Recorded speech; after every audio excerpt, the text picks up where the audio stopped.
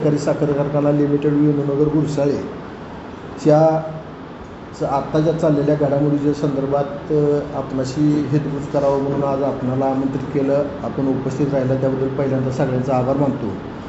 आणि त्यानिमित्तानं एवढंच आता इथनं पुढे सांगणार आहे की डिसेंबर 2020मध्ये कारखान्याचे नेतृत्व बदल व्हावा म्हणून भगीरथदादांनी चेअरमनपदी विराजमान झाले. तेव्हापासून ते आज 2021 पण माझ्यासहित सर्व संचालक मंडळांनी त्यांना अधिकार दिले होते आणि त्यांना काम करायसाठी म्हणून पूर्ण स्वातंत्र्य दिलं होतं.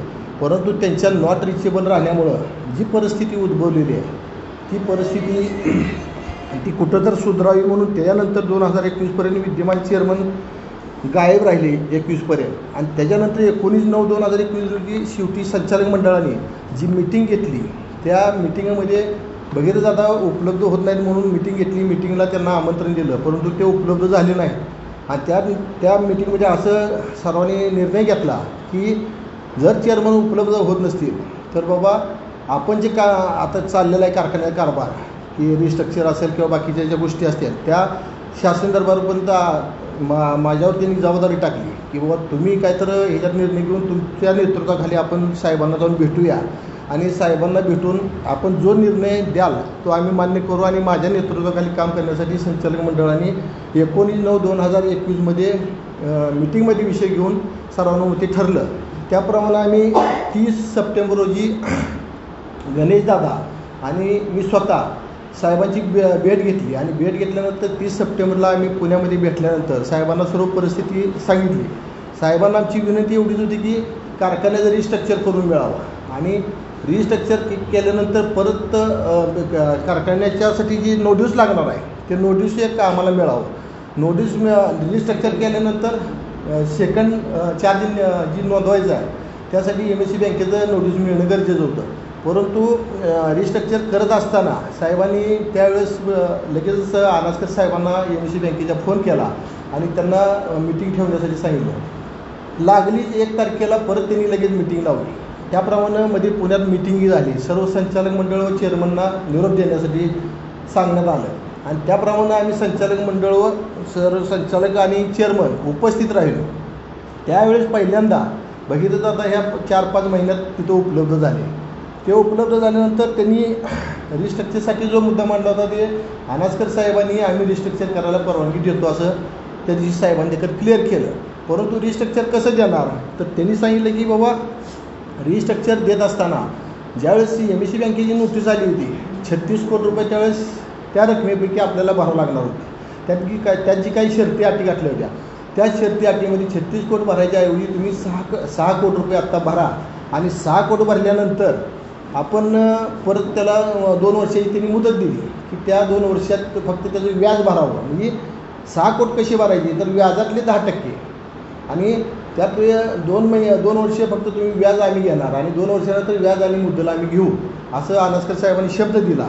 आणि नोटीस जे द्यायचं आहे त्या नोटीस द्यायलाही त्यांनी सेकंड चार्ज NOC त्यांनी द्यायला मंजुरी दिली. मंजुरी दिल्यानंतर त्याने असंही सांगितलं की बाबा हे जर करत असताना तुम्हाला दुसऱ्या बँकेचं कर्ज कुठलंही मिळणार नाही असं त्यांचं अनासकर साहेबांचं स्पष्ट मत होतं. परंतु आम्ही त्यांना विनंती केली बाबा हे दिल्यानंतर रिस्ट्रक्चर केल्यानंतर आम्हाला त्यातलं काय तर आम्हाला मिळावं. त्यासाठी म्हणून त्यांनी आत्ता कारखान्यावर जे 1,09,000 पोती शिल्लक आहे ती 1,09,000 पोती माझ्या माहितीनं 17, 18, 19 आणि 19-20 अशा ह्या 2 सीझनमधली खरी साखर पोती आहे. परंतु ती साखर आत्ताच्या चालू घडीला जी त्याची क्वालिटी आहे ती बऱ्यापैकी खराब झाली असण्याची शक्यता आहे. तर त्यासाठी म्हणून त्यांनी हिशोब घातला की बाबा ती साखर विकल्यानंतर जी काय रक्कम येते आता साखरेचे दर वाढलेले आहे 3100 प्लेजची रक्कम सोडून 3100 रुपये प्रमाणे आम्हाला तुम्ही भरावं आणि जी काही रक्कम राहील ती रक्कम आम्हाला तुम्ही द्यावी असं जी 3100 रुपये आम्हाला भरल्यानंतर राहिलेली रकमेमध्ये तुम्ही सभासदाचं असेल किंवा बाकीचं काय असेल ती साधारण रक्कम तुटपुंजी जर राहणार आहे त्यात तुम्हाला काय करायचं ती करू शकता अशी एक त्यांनी परमिशन दिली. ज्या 9 महिन्यात म्हणजे साधारण डिसेंबर 2020मध्ये चेअरमन निवड झाल्यापासून आणि त्याच्यानंतर 2021पर्यंत भगीरथदादांनी जी काय केलं त्या केलेल्या कारवाईच्या आम्ही प्रत्येक वेळेस त्यांना वारंवार विचारणा करत होतो. पण ते काय चाललं आहे, माझी प्रयत्न चालू आहेत, मी फंड निर्माण करतो. आणि त्या दिवशी मिटिंगमध्ये मला मिळतं आहे, त्यांनी साहेबांच्या देखीलसुद्धा असं बोलून दाखवलं की बाबा मला हे साहेब दुसरी बँक द्यायला तयार आहे, परंतु सेकंड चार्ज तुम्ही दिला तर मला दुसऱ्या बँका द्यायला तयार आहे. तिथं स्वतः अनास्कर साहेबांसारख्या माणसाने किंवा अधिकाऱ्यांनी की तुम्हाला जरी दिला तर कुठली बँक देणार नाही हे आम्हाला खात्री आहे म्हणल्यानंतर तरी परत नंतर ती सगळं थंड झालं. मग शेवटी संचालक मंडळाने असा प्रश्न उपस्थित केला की आत्ता जे आपल्या माध्यमातून ऐकायला येतं आहे की बाबा मला अधिकार देणार करणार ही तुमच्यापर्यंत बातम्या आल्या. काही लोकांचं असंही म्हणणं आहे की काही संचालक मंडळातलेच ह्या गोष्टीला विरोध करतात. तर विरोध करतो आहे ह्याचं मला आज आवर्जून सांगावंसं वाटतं. विरोध केलेला एक कागद किंवा एक रेज जरी असेल तर त्यांनी कुणीही दाखवून द्यावी आणि ते दाखवल्यानंतर मी जे काय होईल त्याला सर्वस्वी मी जबाबदार आहे आणि मी स्वतःही करेन. जर मी कुठं हिताच्या विरोधात जाऊ नये म्हणून कारखान्याच्या हिताच्या विरोधात जाऊ नये म्हणून मी काल माझ्यासारख्या व्यक्तीला जर कार्यकर्त्याला साहेबासारखा माणूस जरी 30 तारखेला बोलल्यानंतर 1 तारखेला मिटिंग बोलवत असेल आणि 1 तारखेला मिटिंग बोलून साहेबांनी जो निर्णय दिला तो हा कारखान्याच्या विरोधातला निर्णय होता का?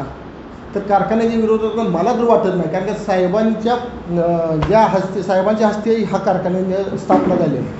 सुरुवातीला साहेबांनी कारखाना चालू करताना मिटिंग चालू करताना असं सांगितलं होतं की पहिल्यांदा बसल्या म्हणले की कैलासवासी औदुंबरावांना आणि यशवंतराव चव्हाणांसारख्याच्या प्रेरणेतून हा कारखाना निर्माण झालेला आहे. आणि औदुंबरावांनी ज्या प्रामाणिकपणे काम करून कारखाना वाढवला त्या कारखान्याची ही अवस्था बघवत नाही म्हणून मी ही मिटिंग लावलेली आहे. शेतकऱ्यांची बिलं किंवा कामगाराचे सगळे पेमेंट ही मिळावं, तोडणी वाहतूकदाराचं सुद्धा मिळावं ह्यासाठी माझी धडपड आहे म्हणून आज ही मिटिंग लावलेली आहे. तर आपला जो संचालक मंडळ तुमचा कारभार चालू आहे ह्याच्यावर साहेबांनी नाराजी व्यक्त केली आणि त्या नाराजीत जर असं जर अपप्रचार होत असेल तर कुठं म्हणजे युवराज पाटलांनी विरोध केला असं नावानिशी नाही, परंतु काही संचालक विरोध करतात तर त्यांनी सिद्ध करावं ना. आणि ह्याच्या पुढे जाऊन मी शेवटी साहेबांना मला काही तिथे एक संचालकांनी विचारलं की बाबा तुम्ही जे पैसे घालणार आहे काय करणार आहे, फंड उभा करणार आहे. तर मी म्हणलं साहेबांना मी असं सांगितलं की साहेब मी सगळ्या गोष्टी इथं सांगू शकत नाही, मी वैयक्तिक आपणाला भेटून कालही सांगितलं तर उद्या परत येऊन भेटून सांगतो. परंतु त्याच्यावर एक पर्याय म्हणून सांगितलं, जो विठ्ठल कारखाना त्याच्या माध्यमातून जे विठ्ठल हॉस्पिटल निर्माण झाले त्या विठ्ठल हॉस्पिटलच्या आता एक ह्याचं सांगायचं झालं तर विठ्ठल कारखाना आता अडचणीत आहे आणि अडचणीत आलेली संस्था मध्ये काही लोकांनी असंही उठवलं होतं की विठ्ठल हॉस्पिटल चालवायला म्हणजे आमच्यात वर्ग करावा विठ्ठल कारखान्यात. आम्हालाही मान्य द्या औदुंबरावांचे धोरणच होतं की ज्या संस्था उभ्या केल्या त्या सर्व संस्था ह्या सभासदाच्या मालकीच्या आज बी आहेत आणि उद्या येत राहणार आहेत.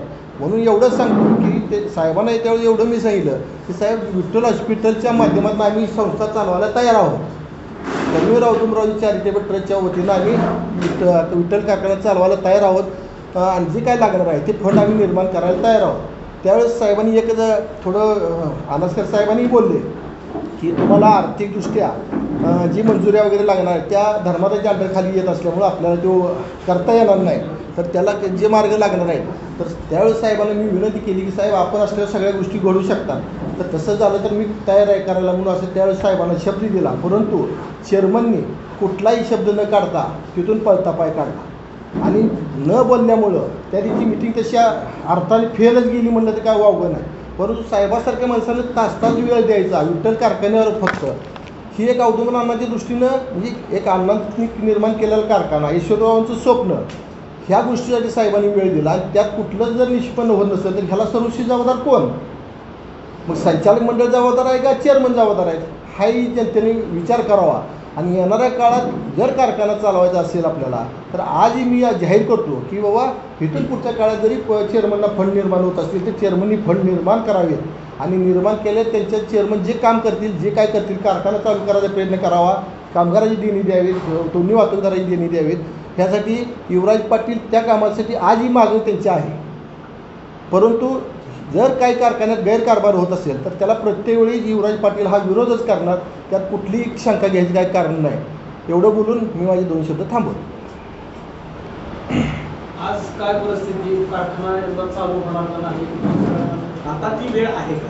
कारखाना चालू व्हायला अजूनही महिना गेला. काल रोहिदादा बोलल्यासारखं 1 महिना अजून जरी झाला तर 1 महिन्यात कारखाना चालू होऊ शकतो. उपलब्धता झाली पण फंडची उपलब्धता झाली तर परंतु कालच्या मिटिंगमध्ये जे झालं आहे MSC बँकेनं दिलेलं आहे, परंतु त्यात ते फंड काही देणार नाहीत, दुसऱ्या बँकेकडून आम्ही उपलब्ध करू असं चेअरमनचं मत होतं. त्यामुळे चेअरमन काय करणार ते त्यांनाच माहिती. कालच्या मिटिंगचं महत्त्वाचं परिणाम काय की अगोदर MSC बँक 36 कोटी रुपये भरा तरच पुनर्गठन करतो म्हणतो. त्यासाठी चेअरमन 4 महिने प्रयत्न करत होते, पण त्याच्या खाली आले नाही.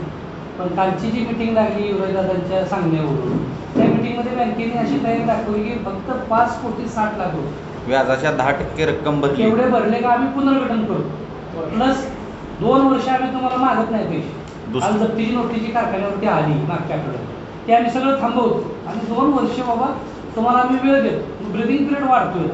सगळ्यात महत्त्वाचा तो विषय. आणि तिसरा मुद्दा होता की सेकंड चार्ज द्यायला MSC बँक तयार नव्हती, दुसरीकडनं बाहेरनं कर्ज काढ, ते पण कबूल केलं. आता चेअरमन साहेबांनी मग इतर जागा निधी उपलब्ध केला तर होईल चालू, काय अडचण नाही. आता ट्रस्टच्या माध्यमातून तुम्ही चालू करायचं म्हणताय, तुम्हाला तर ते महिन्याभरात कारखाना चालू होणार. जर न्यायालयीन प्रोसेस ज्या मंजुऱ्या आहेत त्या जर मंजुऱ्या मिळाल्या आणि त्यातून फंड जर अवेलेबल होत असेल तर महिनाभर चालू. 3 महिने ऑलरेडी वाया घालवले नाही हा विषय जून मध्ये. ह्या गोष्टीला ह्या वर्षी कारखान्याचं गाळप होणार. ह्या गोष्टी फंडची उपलब्धता झाली तर फंडाची होणार. उपलब्धता झाली तर होणार. आणि त्यात दुसरी गोष्ट अशी की संचालक मंडळाचं जर एक वाक्यता राहिली की युवराजदादांनी तुम्ही पुढे येऊन बघा, एक वाक्यता राहिली तर त्यासाठी युवराजदादा स्वतः फ्रंटला येतील, प्रयत्न करतील. आणि ते प्रयत्न करायला लागल्यानंतर फंडची अवेलेबिलिटी कशी होती ते प्रयत्न करून अवेलेबल झालं तर महिन्यात चालू होईल. आता 19/9च्या मीटिंगमध्ये दादांना अधिकार दिलेत ना. त्या मीटिंगमध्ये चेअरमन साहेब स्वतः उपस्थित नव्हते. मग संयुक्तिक होतं का ते? नाही, चेअरमन साहेब उपस्थित नव्हते, पण बहुमत जर दादांच्या मागे असेल तर एकटं चेअरमन काय करणार? हे सगळं संचालक मंडळाला तुम्ही विचारलं तर बरोबर. किती संचालक मंडळ कोणाकोणाला काय आता तो विषय थोडक्यात आता संपवण्यासाठी तर आजची बैठक. आता भगीरथ दादा म्हणलेत की फंडची अवेलेबिलिटी करतो सेकंड चार्ज दिल्यानंतर. त्यांना आता महत्वाची आता ज्या काय गोष्टी भगीरथ दादाला गरजेच्या आहेत संचालक म्हणून युवराज दादा ते त्यांच्या पाठीशी 100% उभा राहतात. आता दादांना अधिकार घ्यायचा आणि चालवायचा हा विषय संपलेला आहे. हा महत्वाचा मुद्दा लक्षात घ्या. दादा, आपण वारंवार असं सांगताय की चेअरमन साहेब निष्क्रिय आहे, मान्य, आपण 9 महिने जर बघतोय, पण कारखाना जर तुमच्या ताब्यात दिला किंवा अधिकार दिले तर तुम्ही चालू करू शकता. मग आता कारखाना जर 28,000 सभासदांच्या याच्यासाठी आपण जर पुढाकार घेऊन चालू केला तर निदान लोकांचे संसार वाचतील. मग आपण त्यासाठी पुढाकार का घेतो? त्यासाठी पण राजकारण येते का? मी पुढाकार घ्यायला तयार होतो. साधारण एप्रिल, मे, जून या महिन्यात मी पूर्ण तयारी दाखवली होती, परंतु त्या काळापासून आज ताग आहे. प्रत्येक वेळी चेअरमन माझी पैशाची उपलब्धता होते असे म्हणून त्यांनी टाळत आणलं आणि संचालक मंडळामध्ये जी एकोपा होऊन मला अधिकार द्यायला लागले होते त्याला अडकाटी आणली. त्यामुळं आज ही अडचण वाढलेली आहे. आणि आज इथून पुढे जरी दिलं तर कालच्या पवारसाहेबांच्या मिटिंगमध्ये सुद्धा मी म्हणलं होतं की 1 महिन्यात साहेब मी कारखाना चालू करून दाखवतो, मला फक्त अधिकार देऊ द्या. आणि हे अधिकार म्हणजे मला चेअरमन व्हायचं होतं, हा मुद्दा कधीच आला नाही, इथून पुढे येणार नाही. ज्यावेळी चेअरमन व्हायचं आहे ते इलेक्शन झाल्यानंतर चेअरमन व्हायची माझी इच्छा ती बी कसं सभासदांच्या मतावर, असं कुणाच्या म्हणजे वैयक्तिक मतावर वगैरे माझी इच्छा नाही. मध्ये अभिजित पाटलांनी आरोप केले 20 कोटीची साखर 20 कोटीची साखर आणि टोटल म्हणजे रिकव्हरी मारून त्यांनी जे ताळेबंद दिला त्याच्यानुसार सुद्धा 39 कोटीची थकलेली FRP आणि 17 कोटी फायदा असे साधारण 50-60 कोटी ह्या संचालक मंडळानं गायब केले. 2,67,000 साखर होती उत्पादन. त्याच्यावर काय म्हणतो? एक त्यांनी जे आरोप केले त्यांनी सिद्ध करावं ना. ते तुमच्या त्या वार्षिक अहवालावर आरोप केले असू द्या ना, त्यांनी सिद्ध पुराव्यानिशी सिद्ध करून दाखवतो आम्हाला मान्य आहे. 3100 रुपये साखरेचा दर आहे. हो, त्याच्या आम्ही विकता येत नाही. हो, 2,67,000 तुमची साखर उत्पादन झालं. बरोबर. ती विकून जी निधी येतो तो 100 कोटी आसपास येतो. 93 कोटी, 18 कोटी रुपये 67 टोटल 111 कोटी रुपये तुम्हाला उत्पन्न मिळलंच पाहिजे असं त्याचं म्हणणं आहे. आणि 93 कोटी रुपये तुमचं देणं आहे. त्या हिशोबाने 17 कोटी रुपये मागच्या वर्षीचा फायदा आहे तुमचा. बरोबर. असं त्याचा FRP 39 कोटी. मग हे पैसे गेले कुठे? हे आता माझ्या माहितीनं संचालक मी साधा एक संचालक आहे पण जबाबदार संचालक आहे. तर हा प्रश्न तुम्ही भगीरथदादा चेअरमन आहेत त्यांना विचारलं तर बरा होईल. आज भ्रष्टाचाराचा विषय आहे. कारखान्यामध्ये झालेला भ्रष्टाचार आहे. मान्य आहे की मान्य. मी जबाबदार संचालक बनले मान्य निवडून आहे. कशासाठी दिले आणि वार्षिक अहवाल छापल्यानंतर त्यांनी आरोप केले. सभासदांनी निवडून दिले म्हणूनच हा बी लढा संचालक मंडळात चेअरमनच्या विरोधात लढा हा युवराज पाटील त्यामुळेच करतोय. त्यांनी बाकी गुन्हा हे नोंद करावा म्हणून. आणि त्यांनी गुन्हा नोंद करावा. अभिजित पाटलांनी गुन्हा गुन्हा नोंद नोंद केला करून तर टाकावा. नाही, गुन्हा नोंद करावा ना. जबाबदार संचालक म्हणून ही गोष्ट अशी घडली आहे का नाही घडली असं एक गोष्ट तुम्ही म्हणजे तुम्हाला तर जी कोण भ्रष्टाचार केला असेल ती चेअरमन किंवा सगळ्या संचालक मंडळांना असेल मग त्यावर तुम्ही एक जबाबदार संचालक म्हणून काय सांगाल त्या गोष्टीवर? चेअरमन व्हाईस चेअरमन कोण सामील आहे याच्यावर? हे बघा सामील आहे असं म्हणता येत नाही. आता जे ऐका जे आरोप केले त्यात मी बी जबाबदार संचालक आहे म्हणतोय ना. मग जे आरोप केले तर त्यांनी जर केस नोंद केली तर त्याला सिद्ध होईल ना कोणी काय केलंय ते. मी आज तुमच्या समोर आहे. मी जबाबदार नाही म्हणणं योग्य नाही. त्यामुळं केस केल्यानंतर त्याच्यात सिद्ध होईल ना कोणावर आरोप काय सिद्ध म्हणजे व्हायचे. काय तर घडलेलं आहे. नाही घडलं असं म्हणू शकत नाही. ते सिद्ध झाल्यानंतर. सिद्ध झाल्यानंतर तुमचा ताळेबंद सांगतो असं का करताय? ठीक आहे. ताळेबंद कागदाचं हे करावं. ताळेबंद जरी सांगितलं व्याज भरलं त्याची मागची इतर देणे. ताळेबंद सांगितला तरी बी ताळेबंदात बाकीच्या बी गोष्टी येतात. नुसतं शेतकऱ्याला देणं कामगाराला देणं किंवा ट्रॅक्टर मालकाला देणं ही येत नाही. त्याच्या पुढे जाऊन अजून काय खरेदी आहे किंवा बाकीची GST आहे. निवडणूक खर्च सोडून ताळेबंद सगळे घ्यायला पाहिजे. निवडणूक खर्च काय ह्यात घ्यायचं काय कारण. नाही, 20 कोटीचा जो आरोप होतो ना तो त्याचा हिशोब कुठे तर लागला पाहिजे म्हणजे जर त्यांनी सिद्ध केल्यानंतर लागेल. त्यांनी माझं म्हणणं आहे असं माझं म्हणजे स्पष्ट मत आहे की त्यांनी एखादी केस दाखल करावी आणि चॅलेंज त्यात सिद्ध होईल. दादा आता काय भूमिका आहे कारखाना सुरू करण्याबाबत किंवा काय काय आता? म्हणजे लोकांचं लक्ष आहे सभासदांचं आपली काय भूमिका आहे सगळ्यांचं लक्ष आहे चेअरमन साहेबांकडे अपेक्षा आहे आपण आता काय भूमिका आहे? आणि एक भाडे तत्वावर कारखाना द्यायची एक चर्चा आहे त्याबाबत काय? कारखाना चालू करायच्या दृष्टीनं माझं बी स्पष्ट मत आहे की कारखाना चालूच झाला पाहिजे. ह्या सीझनमध्ये कारखाना चालू झाला नाही तर अजून अडचणी वाढणार आहे. त्यासाठीच आम्ही साहेबांनी विनंती केली. त्याप्रमाणे साहेबांनी मिटिंग लावली. त्यात काय झालं सिद्ध 2-3 मुद्दे सिद्ध झाले आणि कामाला लागले. ती मुद्द्याला मंजुरी मिळाली. पण आता इथनं पुढची पावलं उचलायची भगीरथ दादांनी उचलायची ही संचालक मंडळाचा आता संपला विषय. त्यांनी काय करायचं ते त्यांनी ठरवायचं. म्हणजे आता भगीरथ चेअरमन साहेबांनी निर्णय घेतल्याशिवाय कारखाना सुरू होऊ शकत नाही. त्यांनाच अधिकार आहे. अधिकारांना आम्ही ठराव करून अधिकार दिले माहिती सांगतो. ठराव करून त्यांना कुठल्या बँकेत घ्यायचं आहे ह्याचं नावगाव संचालकालाही माहीत नाही. माझ्या माहिती मला तर नाही माहीत कुठल्या बँकेत येणार आहे कुठल्या फायनान्सचं. ते ठराव असा आहे की फायनान्स बँक व्यक्ती सावकार म्हणलं तर चालेल. मग आता कुठल्या मी सांगू शकत नाही. आता किती खर्च येईल कारखाना चालू करायला? कारखाना आता चालू करायचं म्हणजे एक 100 कोटी रुपये तर आता जाग्याला लागतात. 70 ते 100 कोटी. त्याशिवाय कारखाना चालू होत नाही. आणि ही तयारी मी दाखवलीच होती ना पण ती जून महिन्यामध्ये दाखवली. भाडे तत्वावर म्हणले भाडे तत्वाचा जी तुम्ही प्रश्न केला तर भाडे तत्वावर मी साहेबांच्या समोर बोललेले की कर्मवीर औदुंबरावजी पाटील चॅरिटेबल ट्रस्ट ही संस्था विठ्ठल कारखान्याच्या ह्यातूनच निर्माण झालेली आहे. त्यामुळं कसं आहे शेवटी वेळ आल्यावर संस्था ती बाप आई दोन्ही बी आहे ह्या संस्थेची ट्रस्टची. तर आम्हाला असं वाटतं की आम्ही ती चालू ट्रस्टमार्फत चालू असं साहेबांनाही मी बोललो आहे. त्यामुळे काही तांत्रिक अडचणी येतील म्हणलं तर साहेबांना मी म्हणलं की बाबा तांत्रिक अडचणी आल्या तर साहेब आपण सहकार्य केलं तर होऊ शकते. आणि चर्चा झाल्याशिवाय चर्चा झाल्याशिवाय मीटिंग घेतलीच नाही ना आता. पैशाबद्दल तुमच्या आर्थिक आता 100 कोटी लागणार का? असं तुम्ही जर पुढाकार घेतला तर असं थक हमीची मागणी केली. थक हमीची मागणी केली ती पण मागच्या 2-3 वर्षाखाली थक हमी दिलेली ती रिपेमेंट झालं त्यामुळे देऊ शकत. हां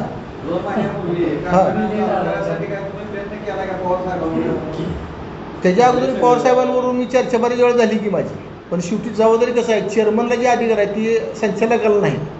पण माझ्या बोलण्याला मी साहेबांनी ऐकून घेतलं केलं सगळं आतापर्यंत. आणि मी ह्या उपर जाऊन मी काही तक्रार दिलेली आहे का तिथं निकाजी म्हणून चौकशी अधिकारी नेमलेले आहे आपले विशेष लेखा परीक्षा भ्रष्टाचाराच्या संदर्भात. आता तुम्ही तरी विचारला आहे मुद्दा पण आवडून सांगतो. साखर घोटाळा स्क्रॅप आणि 5 कोटी रोख काढलेले ह्या 3 मुद्द्यासाठी मी चौकशी ही केली. सहकार मंत्र्याकडे तक्रार देऊन आयुक्त नंतर सहआयुक्त आणि त्यांच्यातून परत निकाळजे म्हणून विशेष लेखा परीक्षक ही अधिकारी नेमलेले आहेत. त्यांच्याकडे आता माझी चौकशी चालू आहे. त्यांचे बऱ्यापैकी त्यांनी मला पुरावे मागितले होते, ते पुरावे मी दिलेत त्यांना. त्यामुळे पुढं मागं ते सिद्ध होईल. असं काही नाही की बाबा तिथं भ्रष्टाचार होतोय म्हणून युवराज पाटील घेऊन बसला आहे. मी संस्था चालवायच्या दृष्टीनं कैलासवासी औदुंबराज अण्णांच्या विचाराचं डोक्यात ठेवून त्याप्रमाणेच माझं वाटचाल चालू आहे आणि सभासदाच्या आणि कामगाराच्या हितासाठी चालू आहे. हा भ्रष्टाचार कधी झाला? भ्रष्टाचार सांगितला त्याच्यातला थोडा मुद्दा अभिजित पाटलांनी मांडला. म्हणजे कुठे तर भ्रष्टाचारात कारखाना बुडाला. पण एक लक्षात घ्या, आता कसं आहे, उगाच अभिजित पाटील काय माझी वैर नाही. पहिला मुद्दा ठीक आहे, ती लोकशाही सभासद आहेत त्यांनी मांडलं, त्याबद्दल दुमत नाही. परंतु विठ्ठल परिवारात पहिलं पूर्वी औदुंबर पाटील गट आणि परिचारक गट एवढे दोनच गट होते. ह्याच्यानंतर विठ्ठल परिवार झाला, त्यात काळे गट आला, राजबापू गट आला, राजाभाऊ पाटील गट आला, सगळे आहेत. परंतु ही करत असताना भ्रष्टाचार झाला आहे असं तुम्ही म्हणता ना, जी झाला आहे तीच मी मांडलाय ना. झालं नाही म्हणतच नाही, मी झालं नाही म्हणतच नाही ना.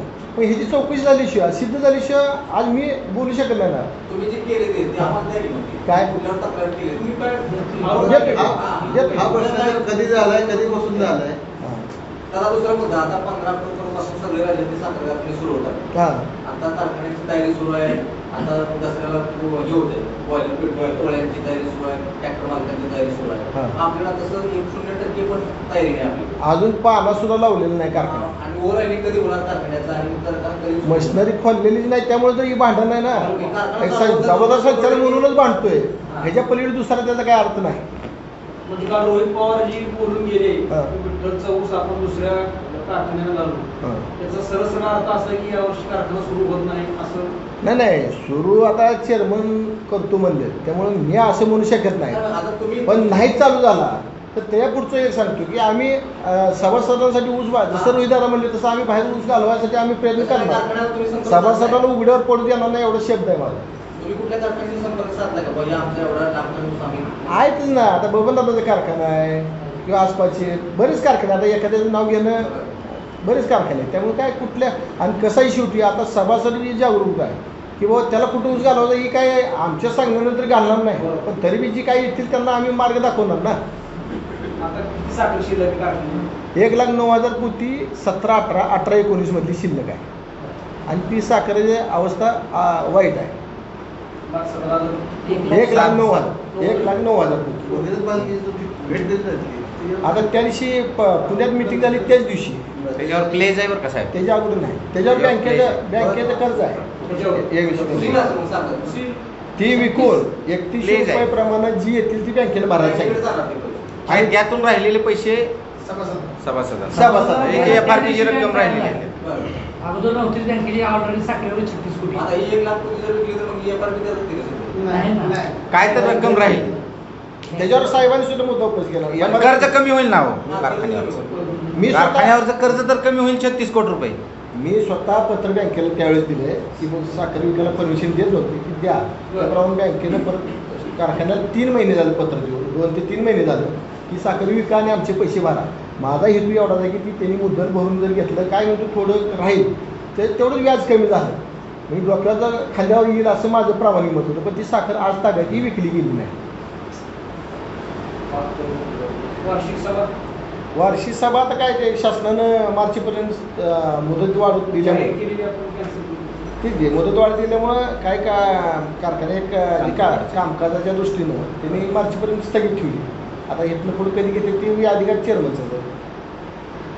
बघा, डिसेंबरपासून हे आरोप प्रत्यारोप सुरू झाले. खरं तर फक्त एकाच बाजूने आरोप होतात असं म्हणलं तरी चालेल. चेअरमन काय समोर येत नाही. आता येणाऱ्या महिन्यामध्ये तर या महिन्यात साखर कारखाना सुरू करण्याबाबत काय अडचणी नाही झाल्या.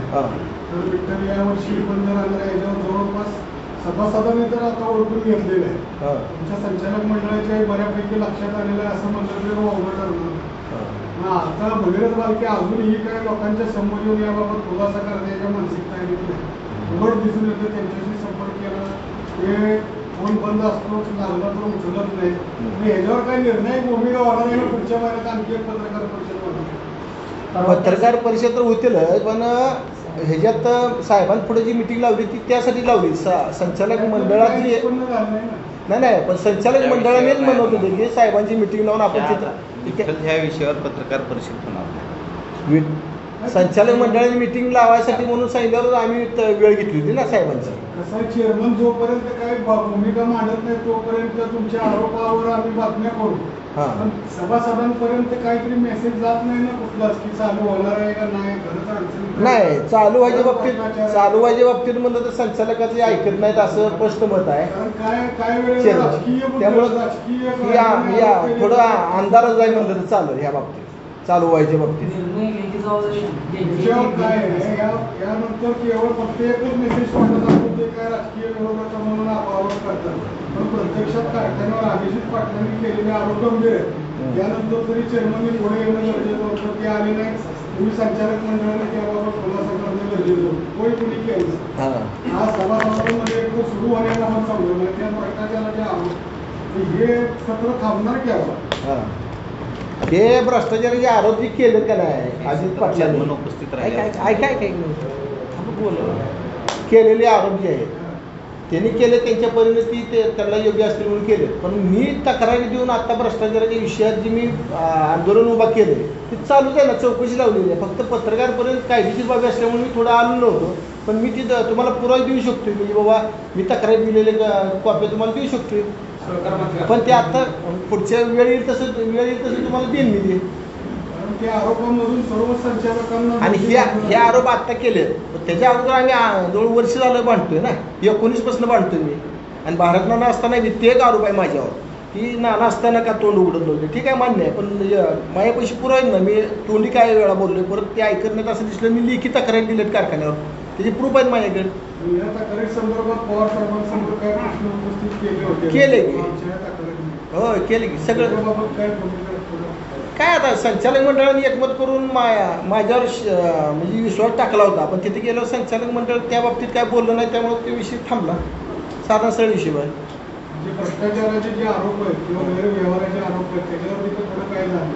भ्रष्टाचाराचे आरोप काय शेवटी कायदेशीर मार्गानेच होणार ना. त्याला काय भूमिका घेतली नाही, ताशेर ओढलेच ना.